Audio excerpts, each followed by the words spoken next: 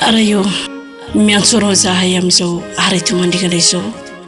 teninao toko tsy mamitaka ny milaza hoe mankaresa ty amiko rehetra zay masafaritra sy vesatretana fa izao no nomenareo fitsaharana mitady fitsaharana aminao izao tontolo izao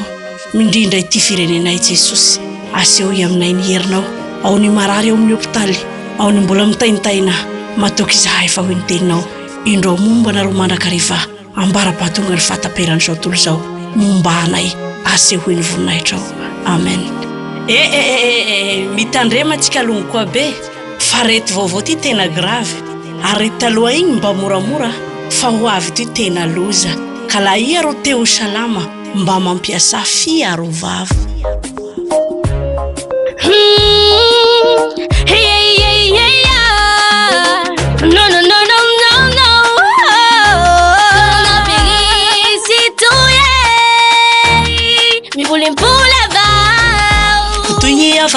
Intunya yapate mekwanare jidatika gasi amneretira titui okuletandrenya arauni fepecha inenda kalingu mimivava kisanandu intumi pulindaiki arete manduza coronavirus misy fambara arety zao heno fambara panao tsy no tandregna vao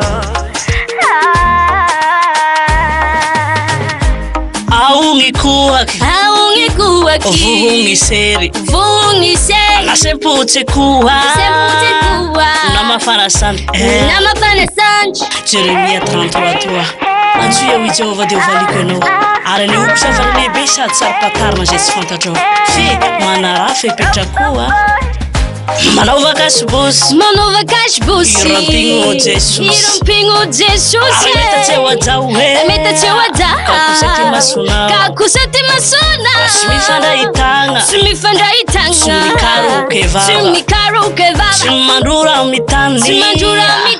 Jesosy katao ambany hiaro anao ampaheri anao itsabo anao ampaheri anao la misy ty marikariha ny hôpitaly ro vonjeo malika la misy koa ty famanjake miantsoa amin'ny 910 na 913 ary katao aligny koa ny manasa tana matetika amin'ny rano malio sy savony na gel désinfectant hosolo ny savony ary katao aligny Jesosy manao vakasibosy irampigno Jesosy metatsy wajao kakosety masona sy mifandrahitagna sy mikaroke vava sy mandrora mitany Jesosy katao ambany hiaro anao ampaheri anao coronavirus Jesosy solution. F6 Production.